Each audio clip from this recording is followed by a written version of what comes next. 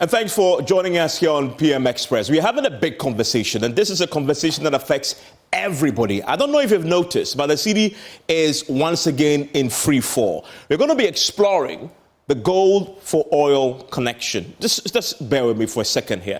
Now, one of the first things that we'll look at is where are we tonight with the dollar as against the Cedi?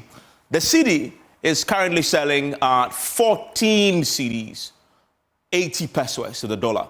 And if you go back to January 1, we were talking about 11 cedis, 98 pesos. So it has depreciated by our calculations by 20%.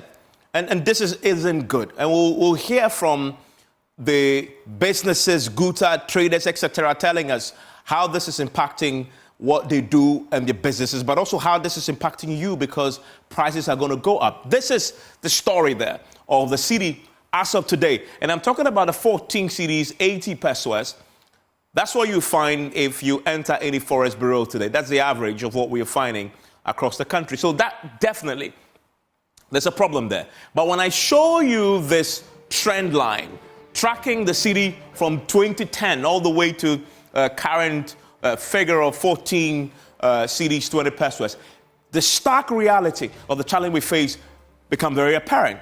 If you go back to 2010, we're talking about one Cedi, 47 pesos to the dollar.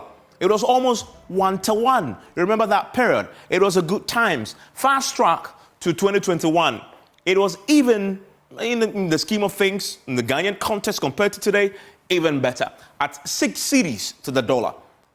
We are talking now about 14 cedis, 20 pesos. So the Cedi has been consistently been depreciating, and often the rate of depreciation is what businesses don't want because they can't plan with that. Tomorrow you go to the market, it is particular rate. You go there an hour later, the rate has changed. They want some stability. Even if it's going to depreciate, give us stability. That's a question they're asking. So that is a story over the period. But then you look at one of the fundamental impacts of the depreciation of the Cedi. Are you wondering why you're sleeping in darkness and we have an erratic power supply? Fundamentally, it has to do with our ability to pay. Why is that the case? Remember that this energy value chain that makes sure that you have power in your house, it is all serviced by money that ECG makes. When they collect the money from you, then they can pay everybody else. Then they can buy the fuel that will power our thermal plants that will bring you electricity into your homes. But note something. The ECG is collecting the revenues in cedis, but the power is generated in dollars. Don't take my word for it. Watch what the Energy Commission says. This year alone, the Commission has estimated that we're going to be spending $1.14 billion on fuel alone. And that comes down to $95 million a month. What does this mean? It means that ECG, when it collects your Cedi that is depreciated to 14 cedis, 80 pesos, it will now have to take that bulk and go and chase dollars and buy that. That is the problem. And that makes it very expensive to buy fuel. If the Cedi depreciates, it makes it very expensive to buy the fuel to power your plants. So you will invariably sleep in darkness. That is one of the impacts of this problem that we are talking about. And you just look at the breakdown there. ECG has to pay the IPPs. They pay them in dollars. Why? Because they are producing the power in dollars. They are buying the fuel in dollars. Of course, you have to pay them in dollars. 43 million under the cash waterfall mechanism. But ECG is not selling to you in dollars. It's selling to you in cedis. And when it depreciates to this extent, they are going to be bearing a lot of this. So what does this mean to you and to your pocket? The PRC under the IMF program is going to be doing this regular quarterly adjustment in tariffs too. Because of course, if you're spending all the dollars to buy the fuel to power the thermal plants, well, somebody needs to pay for it somehow. The ECG must hope that they can raise enough cedis that can now offset the depreciation of the Cedi so they can buy some fuel somehow to power your homes, right?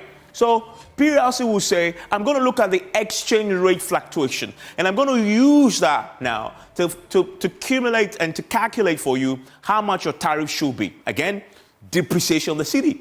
It's impacting you directly. The electricity bill you pay, it's in there, right? So that's another key thing to watch. Another important thing that you need to watch, and that this is what everybody knows, right? Because when this happens and the cedi depreciates quite significantly, the cost of bringing in refined products onto the market in Ghana is also very high. And I will show you pretty shortly how much it takes to bring in refined products so you can drive your car. But what that means is that if it's that expensive, fuel prices will go up at the pumps. If it goes up at the pumps, the trotro drivers will say they have to increase their fares. If they're increasing their fares, prices of goods and services you can guarantee will go up. So this subject of depreciation, it is the biggest challenge economically that this country can face. And that is why we're trying to break this down for you so you can appreciate what is happening, why Guta and Co. have issued statements today calling it the crisis.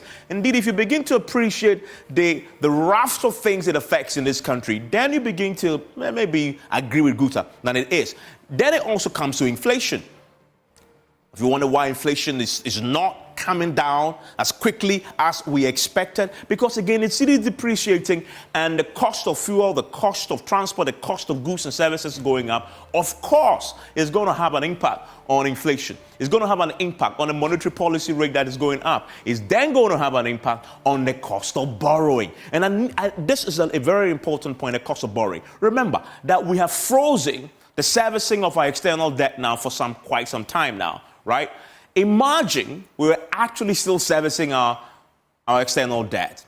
That will mean the cedi will actually, this free fall will be a massive understatement. But we're frozen it. And that could come into play as we negotiate pretty quickly, right?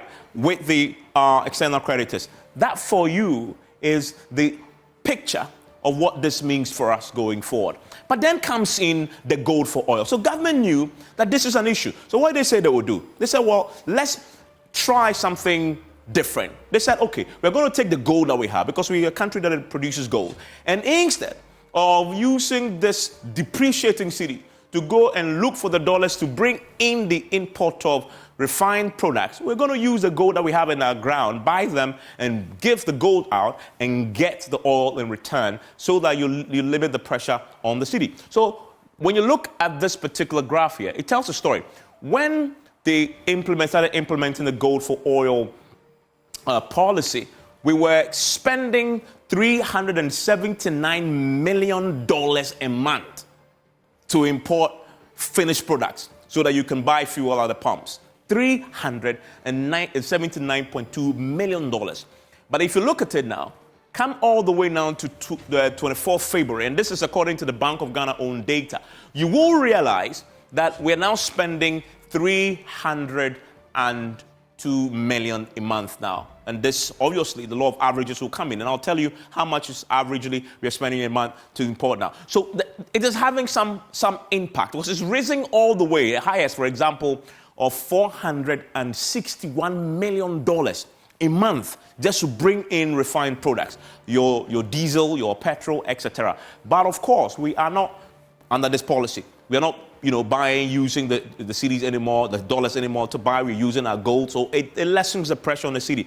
It is one of those benefits that we get from there. We've seen that the amount of money we're spending is going down because the rest of it is being bought with gold. And that is, for me, that jaw-dropping figure. $400 million is what we need on the average to bring in the crude, the refined products, the petrol, the diesel that we require to run this country. Now, let's put this figure in context. The next tranche of the IMF money that we are haggling for with our external creditors and IMF, it is $360 million. That is not enough to buy enough fuel for your cars in this country in 1 month. Just begin to pause for a second and appreciate the picture that I'm talking about. It will be swallowed. Immediately it hits the Bank of Ghana's account, it will go quickly. And that is why I'll show you later that the IMF and Ghana agree that the BOG will not be pumping money as they used to when the cedi begins to depreciate into the economy. And that is why many watchers believe this slide we are seeing in the city may continue for quite some time more. And I have some exclusive details I'll share with you about what government is doing. And then we'll talk to the boss who will join us about what is happening with the gold for oil and how to deal with this particular monster of 400 million that we're importing. And this is how it's supposed to work, right? So we have gold. We go there, we get the gold. It's purchased. Then we do a barter arrangement. I give you the gold, you give me the oil I need for this country so we can power our cars and run this country. And then we can also purchase the gold, sold, and proceeds will be used to buy the petroleum products. That is how it's supposed to work. And if you look at the entire chain, it ends with the BDCs going to boss and picking that particular product and going to the filling stations and giving it to them because they're no longer having to worry about going to the black market or the BOG to go and look for the dollars to buy. This is how it works, by the way. So this is a main objective of the Go for Oil, and that is why I'm stressing this. That is why I asked the question, that connection between the Go for Oil and the current depreciation of the cedi is working. But is it working enough to slow down the rate of depreciation, right? There are other factors at play, as I've explained earlier. But rein in the depreciation of the cedi is one of the key objectives of the Go for Oil product policy to reduce prices at the pump. For me, that is fundamental. Those two key things, reining in depreciation, reducing prices at the pumps. So the question is, what is happening to the gold for oil policy at the time when the cedi is in this free fall? Right? What is happening to it? And the sources say, well, if you didn't have the gold for oil policy, this depreciation we are complaining about will be far worse. Right? Is that really true? Another thing that we know is happening, that the refinery has been built in Tema, for example, to also bring in some form of crude to be refined. Right? Central is now having to also bring in crude.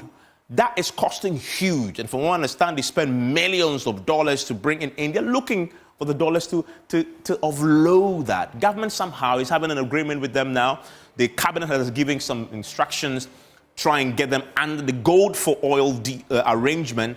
They are now calling it gold for crude arrangement because if you look at the 400 million, you put Central into that bracket, that money is going to go way up. And if you don't have enough, you're going to even depreciate the cedi even more. So that's an arrangement that is currently happening with Cedi. And also the thing that I want to bring up is if you look at the Go for Oil update, and it's important, the Go for Oil update is important. From the 2024 budget, you look at that as far as the budget is concerned, amount of gold purchase so far is 17.89 million ounce tons. Of that, 1.4 billion is what we spent on this so far. So that is quite a significant amount, really, for us.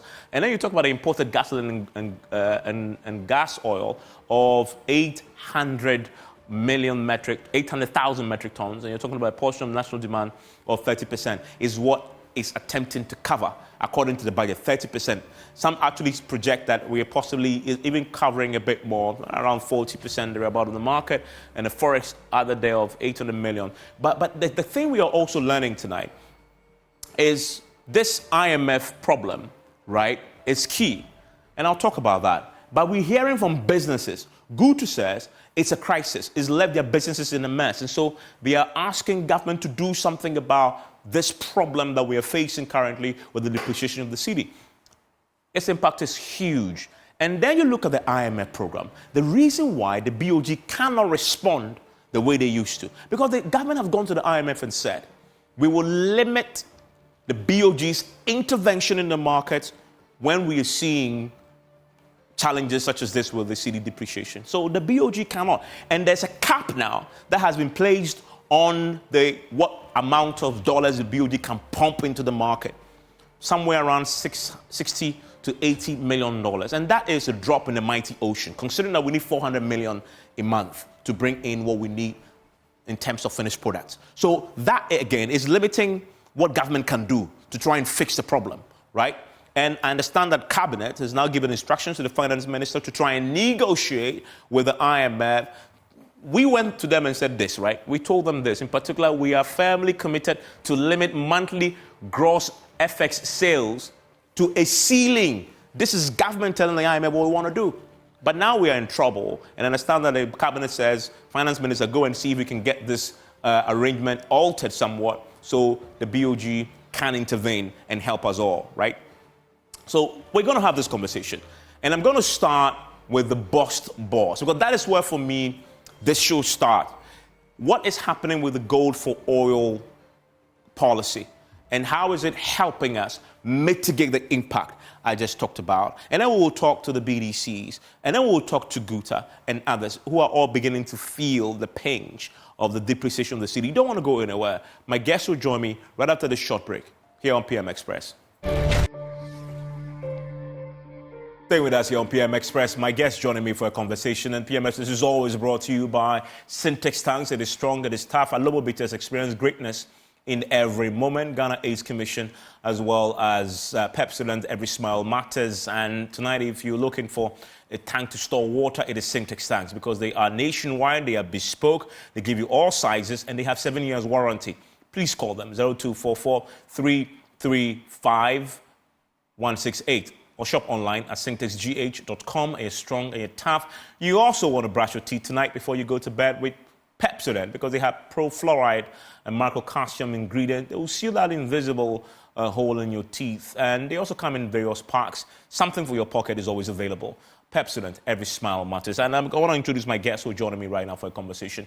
And as I said earlier, we are delighted to be joined by the Managing Director of BOSS, the Bulk Oil Storage Transportation Company. And as you know, they are the lead agency when it comes to the subject of the gold for oil. They deal with the oil side of things. And I'm delighted that he can join us with an update on this. Remember, as I said, they define objective two-prong. Of course, reining the depreciation of the city, but also ensure that the prices at the pumps are managed. We're also joined by, right now, by Dr. Yusuf Sulemana, who is the Energy Strategist and Executive Director at Eureka Energy.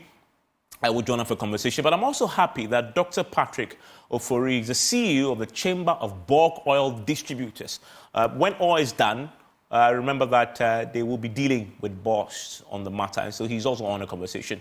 Oh, Joe Jackson is also on with me. He's the Daily's finance boss, and there's an economic side of this that I also want his thoughts on as we begin to pour over what is happening. Of course, depreciation of the city is a big deal. As I've just explained to you, it affects every single aspect of our economic life. And that's why Charles Kusi up here is the head business and economic bureau the Traders Union. The Guta also joins me. They issued a statement today. Edwin, let me start with you. What's the update on the gold for oil policy? Where are we in its implementation, and how much of an impact is it making, especially at a time like this when we need it the most? Kindly unmute for me. Thank you, and good evening to your cherished listeners. I think this discussion has come in timely. But I think you've done a lot of justice to the topic already, with your background, etc. So I won't go much into the background. But if you don't mind, if you can give me access to share my screen, I want to just use a particular slide to talk to what gold for oil has done to date, and then we can pick up from there, if you don't mind. My producers are working on that.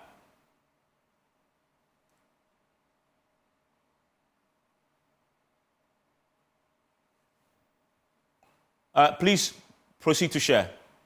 No, it's disabled. Okay, we're working on that, but you can proceed. Okay, so my opinion is that yes, gold for oil came in to solve a particular problem which you've enumerated. And that problem was the fact that a lot of our inflation was pass-through effect on the price of energy, i.e. the forex effect. So like you rightly said, the gold for oil came in to try and dampen the demand for the dollars to buy petroleum products, and also to ensure that it could use its muscle, i.e. government power, through BOSS to bring in competitively priced products. This was a short to medium term fix to the problems we were facing in November 2022. with the hope that over time, the demand for dollars would stabilize, and then the forex will stabilize, leading to competitive prices at the pump. This was actually achieved. But as you and I know, forex, the price of dollar is a function of so many variables, and not only petroleum. There's so many variables that affect the price of forex, the demand and supply. That's the basic one. And then our reserves, the trade balance, interest rates, expectations from market players. A lot of variables affect the forex. What government sought to do in the crisis situation was to identify the critical variable at that particular juncture, which was the demand for dollars for petroleum products. And that we did. If you look at the trend in terms of, if I can share my slide, I still can't share it. But if you look at the trend of these petroleum prices, etc., over time, you can see that since January 2023, even though world prices got to the stage, where it got to in November 2022, our local prices at the pump was anchored. And it was anchored very well because of the forex stability that G4O and other factors brought up. But because there are other factors also affecting the price of dollars, and you've enumerated it, there's a ceiling to what the Bank of Ghana can intervene in the market. So at the top level, the IMF tells Bank of Ghana to shore up the reserves. And at the bottom level, it says there's a ceiling on the amount of intervention you can make in the market when it comes to demand. So here comes this first quarter, where a lot of companies have declared their dividends, and there are a lot of portfolio reversals back to their home countries. Obviously, the demand for dollars will rise. So had it not been gold for oil that had held the fort for all this while, I can tell you for a fact that the situation would have been worse.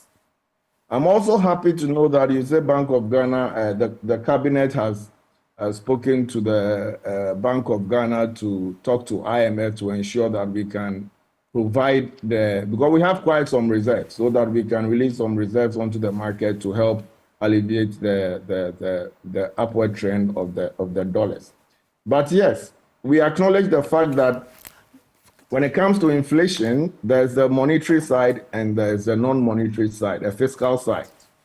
And gold for oil came in to help alleviate some of the fiscal pressures on the dollars. But there are others as well, like expectations. So, for example, if we haven't resolved our negotiations with our debtors haven't gone on as planned, obviously, actors in the market will act in a certain way. If the demand of the dollars goes up more than what Bank of Ghana is putting on the market, it will definitely affect the price of the dollar. The last time we got an update from the finance ministry in the budget, we're told that so far we had managed to purchase some $1.4 billion worth of gold. Do you understand? Do you know where we are? And in terms of the tonnage of product, gasoline, etc., that we've brought in, I mean, this is something that is within your domain. How much are we looking at? Are we still doing 30% of the market?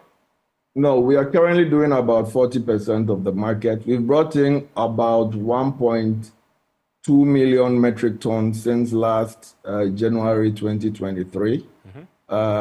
Prices have remained, look, prices of fuel in this country is heavily dependent on the forex. So if we fix the forex, definitely prices will stabilize. But like I said earlier, there are other determinants to the forex price apart from the demand and supply of the dollar. So apart from the pressures on the dollar, expectations, etc. So if those other variables are not anchored well, it may negate the influence of the gold for oil. You And you think that is said it happening? yourself. You think that is happening now? A negation of the full impact? But we all see what's happening to the price of the dollar. Obviously, the gold for oil is not the only panacea to the inflation problem. There are other variables as well. Please stay with me because I know you deal quite often with BOST, with BDCs. The BDC Chamber Chief Executive is with us. And Patrick, let me ask you, I mean, you've heard the details of this. From the BDC's point of view, what's your view on this? I mean, we go to the pumps, we see the prices, fluctuating quite significantly. Well, what's your view on this from the BDC's point of view? Thank you for the opportunity and good evening to our listeners. I think we need to look at this analysis, and there are certain form of misinformation and misappropriation of data that has been skewed to inform the discussion from your preliminary discussion. One, I want to make it clear, no BDC set up to buy from BOST. And none of our members appreciate what is currently going, whereby they want to superimpose BOST on our operations and our activities. I want to pick on the issues that Dr. Provencal has even raised. It's a typical example of diagnosing somebody who is suffering from maybe cancer or any form of disease. If you skew the data and look at it from a situation whereby you don't do a holistic analysis of the situation, you tend to come up with those knee-jerk reactions whereby you want to treat an aspect of the problem. Like he said, there are multiple factors that causes our currency to depreciate. So the government intervention of picking on the oil side of it, clearly the last data or the past few weeks or months have clearly demonstrated that it's not actually the reality.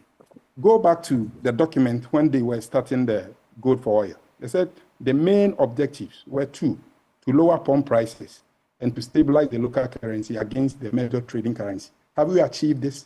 And this is where we want all of us here and then listening to look at the problem holistically. What do you say to those who say, and I think Edwin Provencal makes a point, that without the gold for oil, it has been worse than it is currently? You know something, Evans? I'm glad that at least three of us here are all PhD holders. And if all of us have done multiple regression, you want to be able to predict the exact impact which of these variables is making a significant contribution to it or not. We should look at the data and speak to it. And now let me cite even the international prices. I remember at the initial stages, we did mention that not any government in Ghana can actually influence the prices of petroleum products. And we said, when you want to play politics with petroleum pricing, it will expose you. And currently, the international prices and the exchange rate has indicated that. Let me tell you, in February, when the first consignment of G4O came in, if you check the international price for diesel, it was 854. As I'm speaking to you now, the international price of the product has even gone down 11%, which is 756.82. Clearly, the international price has gone down, but the exchange rate is the key issue. You look at the time, at the same time, the exchange rate was 11.8. The Cedi has depreciated. So with this intervention, if you are to do a careful analysis of all these variables that we are talking about, I want us to speak to the data and let data and objective scientific analysis inform the discussion. But based on that data, what's your verdict then on the gold for oil? Based on that data, nobody can clearly say emphatically that had it not been that, it could have caused this. You are talking about even the power sector and its contribution. So why is it that if the gold for oil is the panacea to it, then we should have gold for power so that ECG and all the IPPs also see their cities to the central bank, for the central bank to buy gold and then give the resulting forest to them to solve it, rather than looking at the oil side. Because basically, the sad reality is that majority of the downstream players are Ghanaians. And that is why, even in the midst of this, alongside, they will pinpoint and skew and say that they would want to support the crude outside of it, but not to supply the whole market the forest required for that. Also, back to his own analysis, that bust after importing all these, to 30 to 40% of the product that have been supplied to the market. Clearly also gives you a clear indication that had it not been the private sector, that 40% and 30% that bust have supplied through the G4O program, they could have still have been a shortage that the private sector, the private BDCs are funding, of which but why, Doc? Patrick, but why are you not taking... Evans, let me make my point. I will let you come on. Okay. We are talking about a series of issues. People's business are collapsing. That is why we are staying awake to address the issue once and for all. Of which the 20% that the private sector get the forest cover from, they go to the market to still buy at a commercial rate. Ask Bost, what rate has he been getting from the central bank under the G4O? And ask the private sector that is supplying even the 60% or so, what rate are they going to the commercial bank to get? You create such imbalances in the economy, you erode the gains that the government that we all know is supposed to be pro-private sector is causing to its own indigenous Ghanaian companies that have been set up. A lot of them are collapsing, and this is the reality on the ground. And you mean BDCs? Yes, because the numbers... we were preparing this thing for the forecast for the coming window. Whereas Bank of Ghana is guaranteeing for us at 14.11.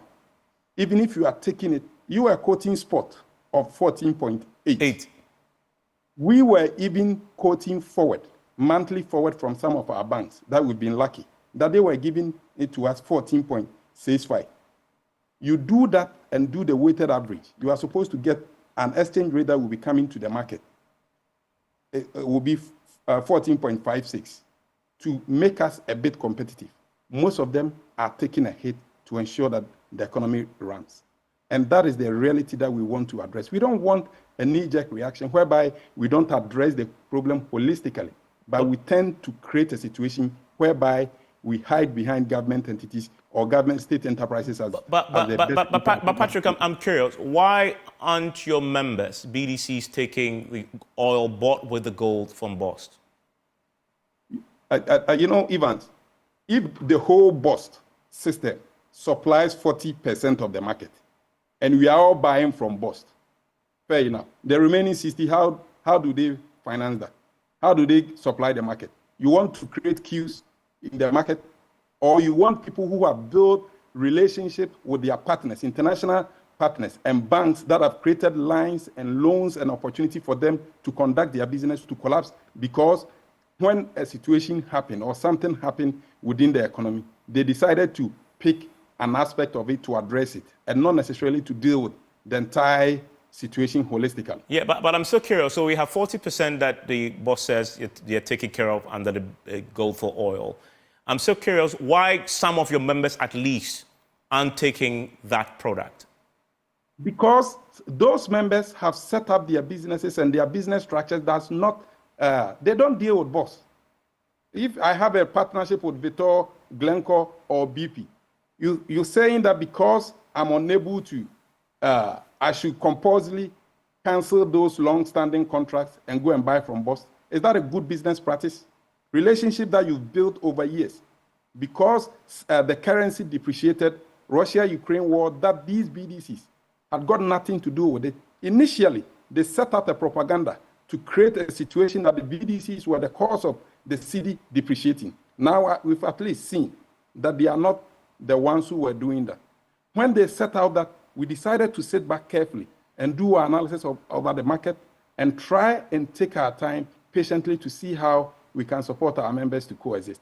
Any attempt that sections of government who are in support of ensuring that the G4O covers all the private sector so that we all will have equal stake at the table, individuals within the government who are directly beneficiaries of the G4O program would do anything to prevent the other side of government from even listening to the private sector participation. If they want an equitable presentation, if they want fair and equitable market structure, they should allow each and every one of us to also seed our money to Bank of Ghana, so that Bank of Ghana guarantee us the same rate, guarantee the same tax waiver that the gold aggregators under the G4O enjoy, so that the other gold aggregators who are even willing to deal with the private sector can also be competitive.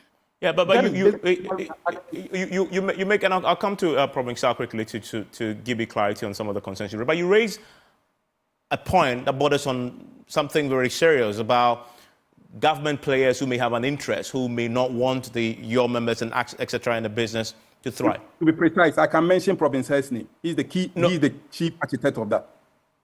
Well, why on earth could anybody even conceive of the idea that even for Centio's own, we should go to boss to buy from Centio, whilst people have started building relationship with them? Dr. Provencal is on. Yes. He's on. That is why I've mentioned his name. Oh, Patrick, this is not a fight. Relax. You were a member of the G. Have no idea. You were a member of the G4O committee when it started. You've been there from day one. So what prevented other Patrick, you have been there from day one. Patrick, if you don't mind, let me get him to respond to the issues you raised. The hypocrisy should stop. Patrick has been there from day one. He was sat in meetings. He agreed to how government was trying to intervene when a crisis came. So for Patrick to talk the way he's talking, I am very, very surprised. Anyway, let me go straight to the point. If there's a crisis in a nation, who is mandated to resolve the crisis? It is government. And which entities can government use to resolve a crisis when it happens in a nation? It will be government entities, because when inflation hit 50% and petroleum prices hit, you guys remember, it was not a good sight. Our people were suffering. As a responsible government, what would the government do? The government will try to have an emergency measure to fix the situation. Can we say that the emergency, the circumstances that led to this emergency fix, can we say that that circumstance is gone? No, it's not. It's not. The after effects of COVID-19 still persists. The Russia-Ukraine war still persists. And so it is so unfair for my colleague. Israel and Gaza. It is so unfair my colleague would say what he's saying. Let me give you the statistics. Today, 24 out of 36 bulk distribution companies, BDCs, buy from BOST. So you contradict the position he put out that none of the members Yes. I contradict it vehemently.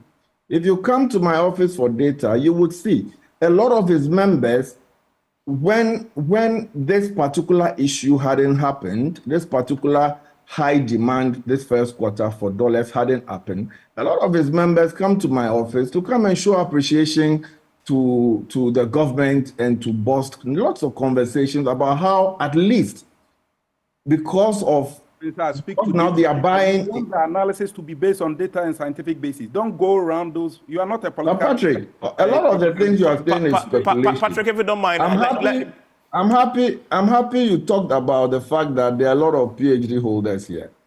I have done the analysis, and it's Gulf for oil plays a significant role in what we are saying. But it doesn't mean that it's the only panacea. I agree with Patrick when he says that, yes, we should solve the problem holistically. But when you are in an emergency situation and you go to the theater, they won't solve that. They will try and give you a life support. And Gold for Oil is part of the life support. Well, Dr. Provencal, he makes substantive points about preferential treatment that is given on from the BOG side, from your side, a particular interest What preferential treatment? that is killing other businesses? The preferential treatment is an emergency treatment. Are you saying that when the crisis happened in 2022, November, the private sector was in a position to resolve the crisis when it happened? No.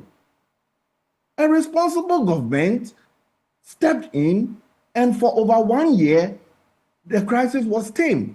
That does not mean that the gold for oil was the panacea to the forex issues. I have acknowledged, and I'm sure my colleague members here will acknowledge, that it is not the petroleum products alone that determine the demand for dollars in this country. It's not. We acknowledge that. And the issue was supposed to be a medium-term solution, not the overall solution. So and it's so unfair for Patrick to say that the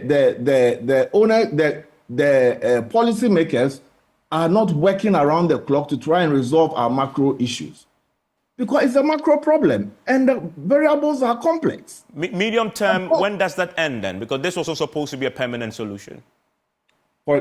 This is not a permanent solution, because look, the IMF, aren't we still having IMF discussions? That's true, but on the gold for oil, it means that the emergency is still ongoing. What's the plan? What's the plan to phase it out? Do we know when exactly this will be? We are still in emergency. We shouldn't be talking about phasing it out. We'll phase it out when we get out of the emergency situation. We are still on life support.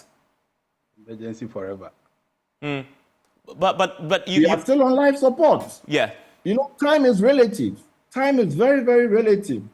But we are still on life support. If we hadn't been on life support, this extra demand for dollars for portfolio reversals wouldn't have created this problem it's created. Yes, and yes, I go back to the two fundamental objectives. One, reining depreciation. Two, try and reduce the significant challenges we saw at the pumps in terms of pump prices. Those two, we haven't achieved any as we speak right now. Okay, let me.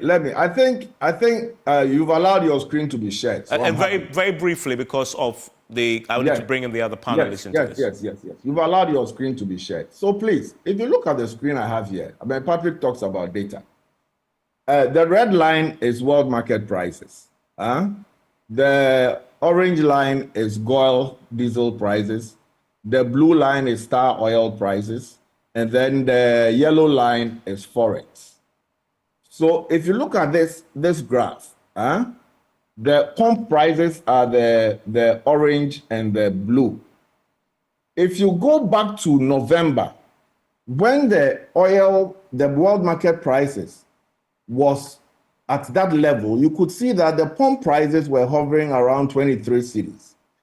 If you go back to, if you extrapolate to on the sheet to 10th October last year, I haven't continued it, but if you look at 10th October last year, the world prices was almost at the same level it was in November in 2022. But if you look at the forex rate, which is the yellow line, it had stabilized. And because the forex rate had been anchored, you can see clearly that the pump prices was anchored for a while, even though world prices were going up. So if you look at the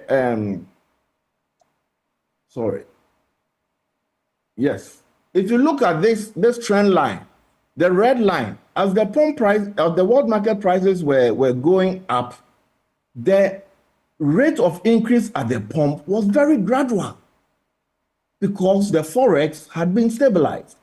So yes, if the demand for forex for $400 million, for example, and that had been provided, BOS is providing a portion of it, and the private sector was providing a portion of it, and all of a sudden the demand for forex goes above way above the $400 million.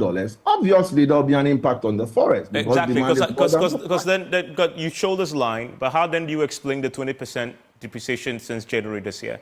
And even worse in the last 2-3 weeks.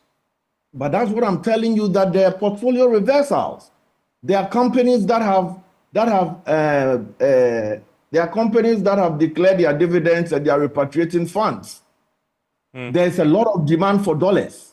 as we speak. And you told me, I didn't even know that you told me that IMF had put a ceiling on how much dollars were to put into the market. Yes. So if IMF can raise the money to meet that demand, what do you expect the forex to happen?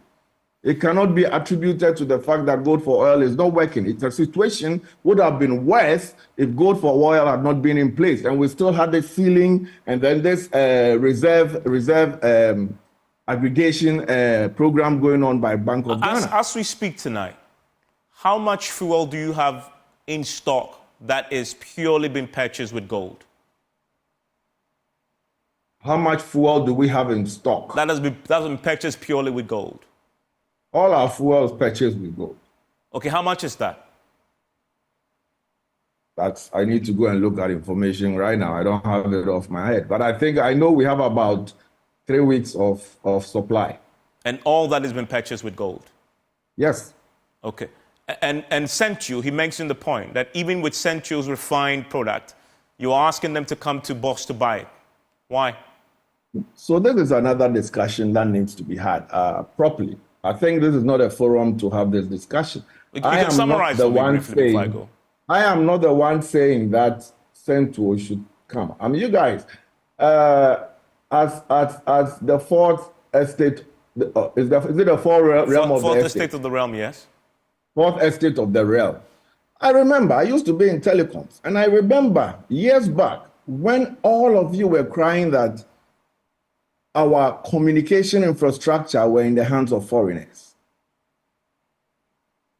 I remember clearly, we say our mining industry is in the hands of foreigners.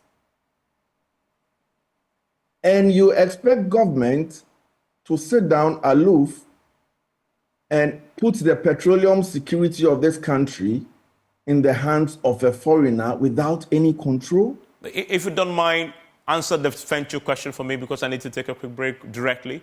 That's exactly what I'm trying to answer. I'm telling you that the government, in its own wisdom, in trying to ensure that it will control the petroleum security of this country, is trying to make interventions to ensure that a foreigner does not hold the country to ransom.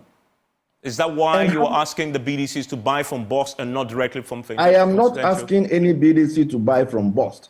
There's a policy from government which is saying that to ensure equity in the market, to ensure that because our refinery is not working, to ensure that when the products are refined, when Central hadn't requested to join gold for oil, it was not a problem. But the moment they requested to join gold for oil, there's a gold for oil structure. Am I lying or not? And government is saying that if you join the gold for oil, then follow the existing structure for gold for oil. So what it is right now, Central's refined crude, you're buying it with gold? Obviously. Okay. And once they've joined the gold for oil, then the structure that exists for gold for oil should remain. That is all that is being said. And you're buying all 100% refined product from Central with gold, all 100%? If we can't buy it, I'm sure others will buy it. Okay. But I need an answer to that because it gives us clarity and nails the issue down. Everything I don't have money, everything that Central produces, we buy everything 100% with gold. I think the question, before I answer that question, let me take you back. Unfortunately, because of time, because I need to just. Then we need to make time to have that discussion. Yes, because that would take a yes or no, and then do you buy 100%? I won't give you a yes or no. You need to make time to have that discussion because I need to put it in a context, so your listeners will understand why government didn't just get up to say do A, B, C, D, or E. So the context is very important. So if you don't have time to look at the context, then my appeal will be, make time, let's look at it holistically. Let Ghanaians decide whether government is trying to do something or government is trying to protect the interest of the consumers in this country. That is the MD of Boss. And you stay with me briefly because this is an important conversation because it has to do with the Cedi's depreciation.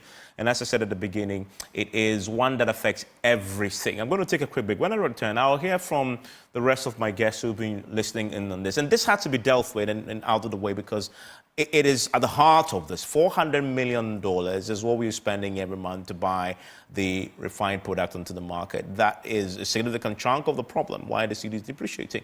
I'll hear from the rest of my panelists who have also joined me. Economist is also with me. Guta's rep is also with me. And I'll hear from Patrick again on the subject of, okay, so what really is the solution, if at all, to this particular crisis that we're facing in the last few weeks? Stay with me.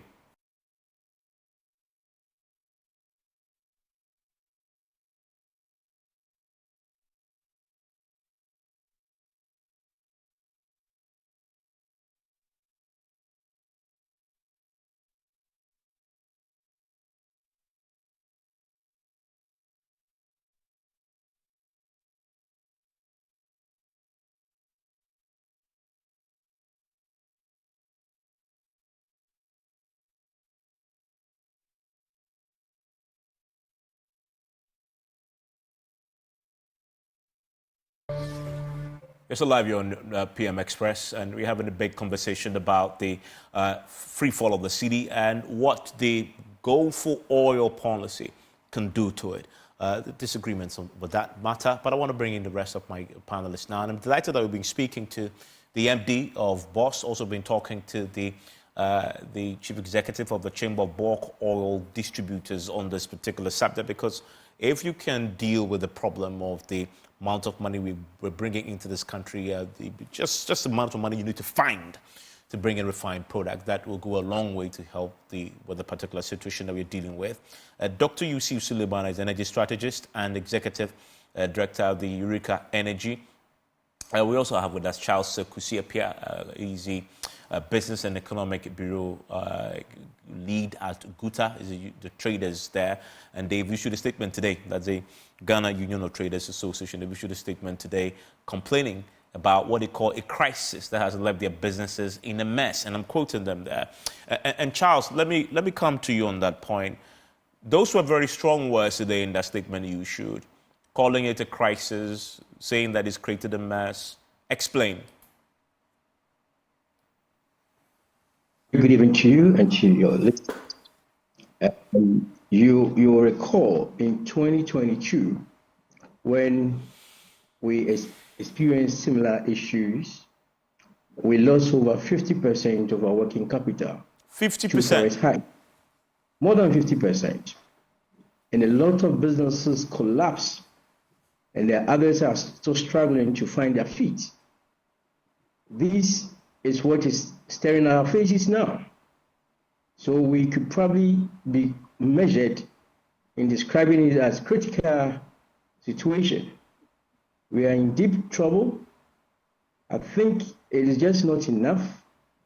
Inflation is also a factor, which is of course adding to the cost of doing business in Ghana. We have complained about this over and over, but we seem not to be interested, like the government is not interested in addressing the fundamentals of all these things, and day in and day out, there's a recurring event of all these things. And like it's been said, we are interested in Ghana in addressing symptoms than the cause of troubles. Let me give you an idea what probably we think is the cause of some of these things. You see, when you live in a slave environment, you always want to find a blame of your woes.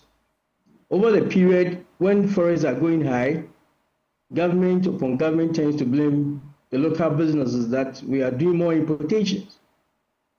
But the fact and the reality is that that is not the case. But you're doing more importation, are you not? 80% of importation in Ghana is controlled by foreign companies, and that is a fact. So how could you blame the local businesses that because you are doing more importation, that is why forest is going high? When you set trade policies that favors foreign companies in terms of FDIs, and there's a need for them to do more importations, who suffers? It's the reserves of this country, forest reserve, that suffers. Let me take you to GIPC Law 2013 Act 865. That stipulates the equity registration that a solely foreign company that want to establish in Ghana must bring. That's $1 million. And the equity registration hearing, we are looking at PPEs, properties, plant, and equipment. So you could find a foreign company meeting this 1 million, but real cash might not be 1 million. And when they have to do importation, and you look at their import value level, it's about 10 million. The 9 million difference, where did they get it from? So, I mean, coming back to the depreciation, though, and from the statement that you put out today, how are you dealing with it? Are you passing it on to consumers? Of course. As businesses, we have a limit that we can absorb certain costs. And at this point, we've gone beyond the roofs, and we cannot absorb any other extra costs than to pass it on to the consumer. But there's a danger.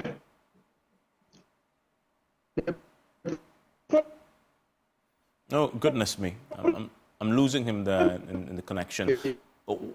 Whilst we fix that, I want to quickly bring in Dr. Sulemana, who obviously joins us also with thoughts on this. He's an energy economist. And Doc, you follow the conversation around the role that the oil sector plays in all this, right? What's your take on how to address a problem there? Yeah, thank you very much, Evans, and good evening to you and your cherished viewers in Ghana and across the globe, and to my colleagues also. Thanks for having me. Indeed, it's very interesting. I was enjoying myself with the banter between Patrick Tim and then Bost. We had when this whole policy started, we had anticipated something like this, and we put forward to government to work towards, trying to resolve that, and it looks like the chicken has come home to roost. I'm saying that because even if you look at the downstream sector, I mean, if you don't give credit to the PSPs and our regulator, then you are not fair to them. They've done creditable well to be able to hold the fort. Even some of us who have advocated for a local refinery, that the government is not interested in getting local refinery to be in place. We have seen that we have not had, country without a refinery for almost a decade, but we haven't had any fuel shortages. We haven't had any, any erratic supply of fuel product or petroleum product. That is commendable to the regulator and then to the BDCs. And so when a policy is coming, and bear in mind, Evans, this downstream sector controls about 7 to 8% of GDP. That's so huge. So any policy that is coming to disrupt the smooth flow of that particular space, we have to be very careful. Now, if you look at, I don't want to go to the fundamentals why gold for oil, was instituted, and then you've rightly painted the preamble, so I don't want to repeat that. And so, of course, if you look at it aerial or superficially, that would have been an excellent way to go. Because if you look at over 400 million on a monthly basis, for God's sake, we are not the custodian of this greenback. And those who are even the custodians, they don't suffer like this. And if you say petroleum products will have minimum impact on what we are facing now, then we are just joking.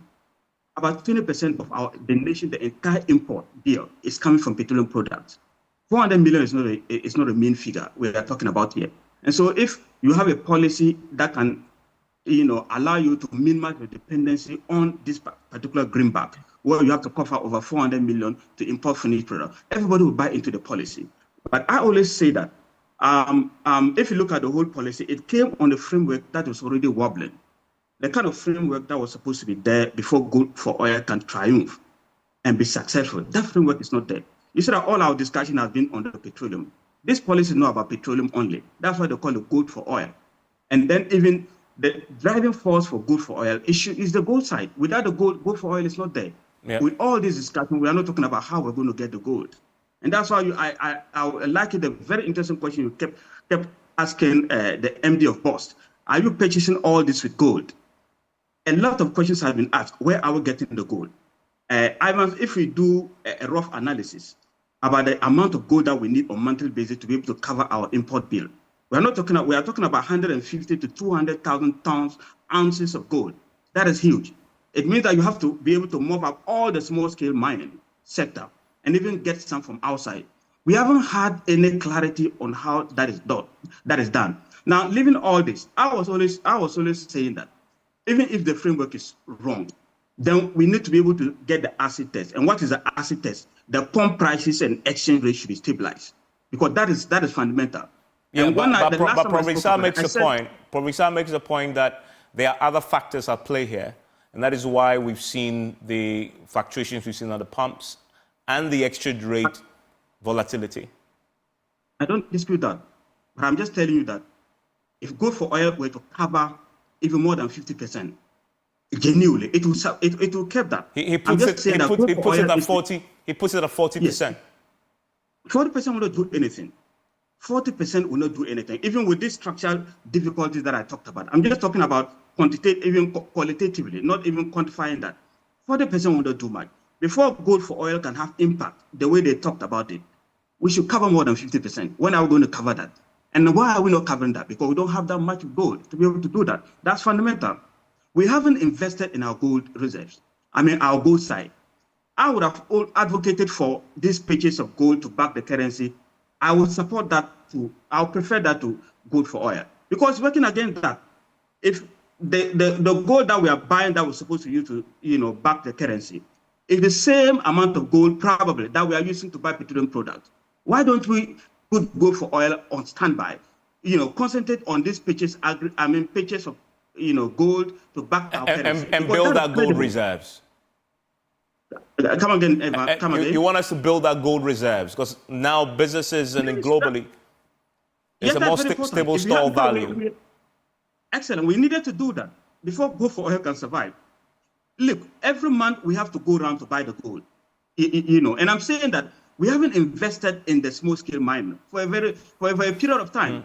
All of a sudden, we started to say we want to. If you had invested on that and have a little bit of stake on that, then we could have control over who can sell the gold to us. Yeah, and on that note, though, I just want to quickly wrap up and get some clarity with Patrick with BDCs. And Patrick, if you may, I know the challenge is finding the dollars in the system to buy what we need so we can all buy our fuel at the pumps. Considering the depreciation of the cedi, where are you getting the dollars to buy? And also because, as we have said at the beginning, BOG is being limited as to how much they can give you. Where are you finding the dollars to buy? And how is that affecting your ability to bring in the quantities we need to keep this economy running? I think, Evans, sometimes I wonder how magical some of my members have been able to play out and still stay relevant in there. But the key is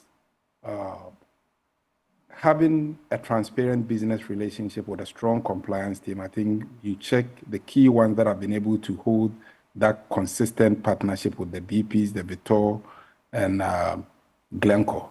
That has been the track record. And then also those who have got some form of a strong relationship with the financial institutions that they are able to use various forms of derivative in securing their dollars. Because from what you even quoted and the analysis that we were doing with our members, it clearly gives an indication that although we are going to the market tomorrow with a forward rate of 14.65, you do the weighted average and then even go down to 14.56. It means they are even selling short of the market.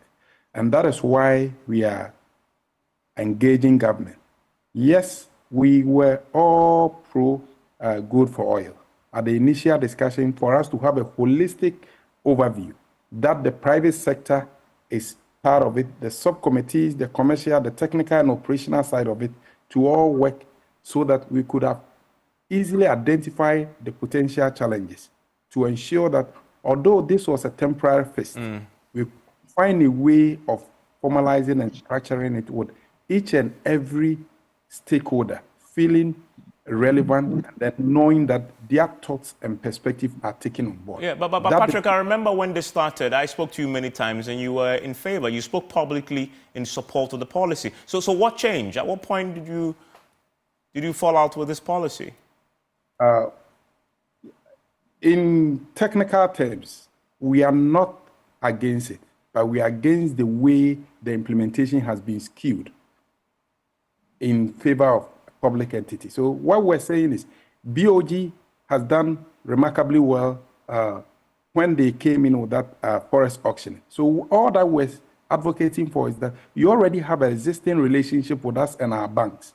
So all that we also require, even if you don't trust us, that you don't regulate us, at least you regulate the financial institution. Let's cede our cedis to the financial institution.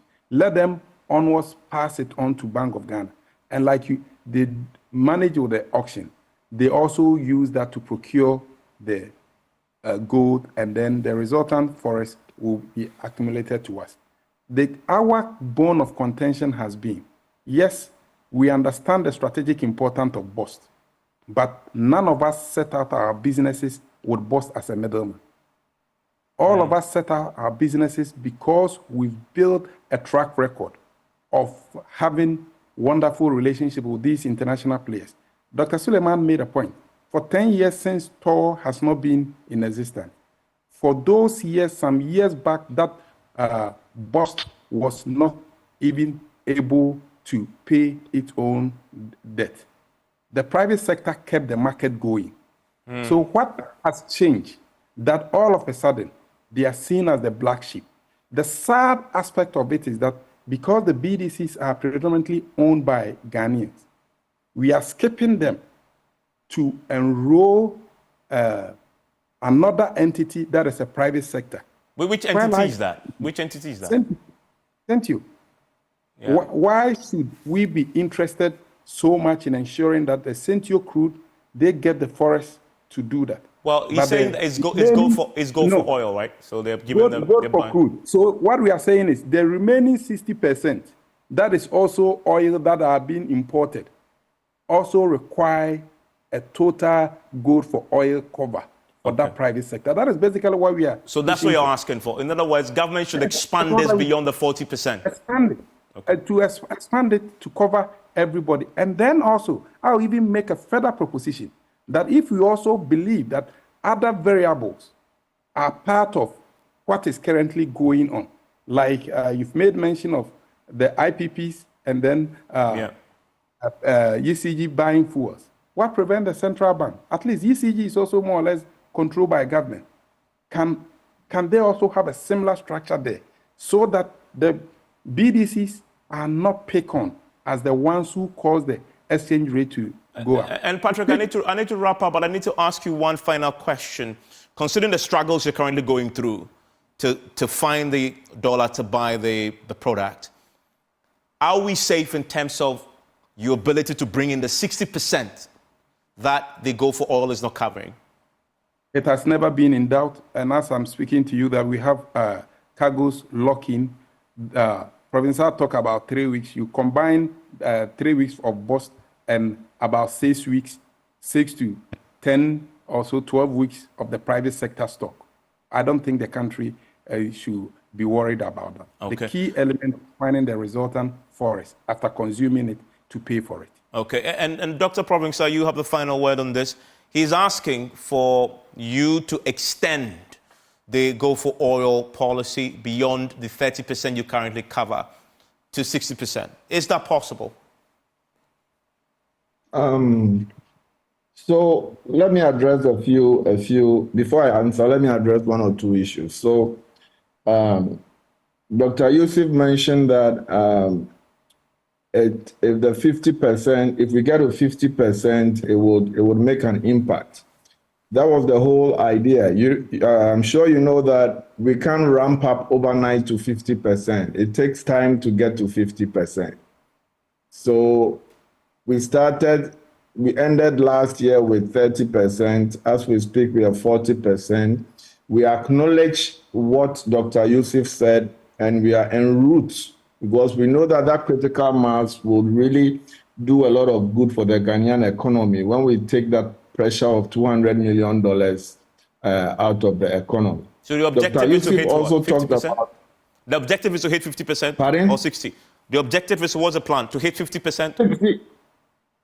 between 50 and 60 may do the trick. So that's the And plan. we know That's the that. ultimate goal. And so we agree with Dr. Yusuf. Now, how to get there? We can get there in so many ways. We can get there in partnership with Seaboard. We can get there in partnership with so many other people. But it's a national issue we are saying. Look, guys, let's not get it twisted that some people think that BOST belongs to Edwin Provencal. BOST does not belong to Edwin Provencal. BOST is our own entity as Ghanaians. And when the government needed to solve a crisis, it was that entity it used. So let's not make what happened in the past to Ghana Airways, Ghana Telecom, happen to another entity in the energy sector. Because when the crisis happened, there was no way anybody else apart from government that could solve the crisis. Don't forget, we were in this country when a private player at the airport held the whole country to ransom. Just a year ago, held the country to ransom and went to the regulator and told the regulator that if you don't increase my margin by 100%, I was not going to bring jet fuel into this country. We were in this country when that happened. We had to cough up the extra premiums. So we cannot say that we are more liberalized and private than the West, in America, etc., who have national entities playing key roles for petroleum security. I am from the private sector. My background is from the private sector.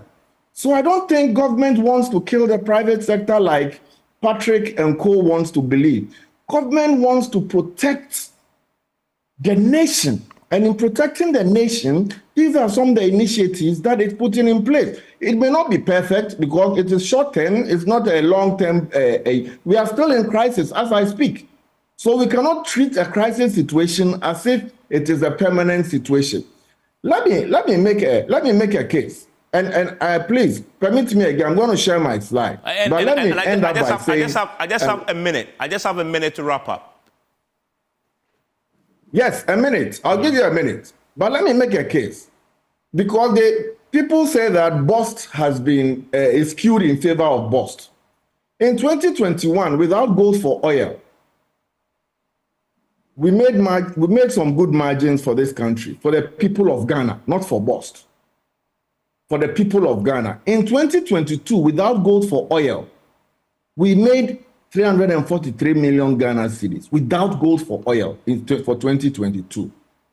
In 2023, we've made sales of about 10 billion.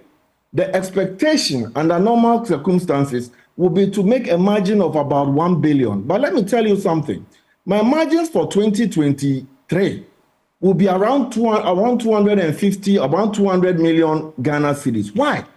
Because that 800 million Ghana cedis have been passed on to the consumers. And that is what the only entity that can do this is a government entity. The private sector will not pass on those margins. And Edwin, back to the question he asked, he says they need you to extend it beyond the 40% cover so that they can. So let me answer that. Gold for oil, it's a policy by the government. BOST is an implementer. BOST does not decide what happens. When Patrick and I were in that committee, decisions are made at the cabinet level and at the EMT level, and BOST implements. So if you are telling BOST to make certain decisions, BOST is the wrong person to be telling. This question should be directed to the policymaker. I am not Bank of Ghana. I don't deal in gold. I am given a mandate and I execute the mandate to the benefit of Ghanaians. And that is what I'm doing. Okay. So Patrick's effusions is directed at the wrong place.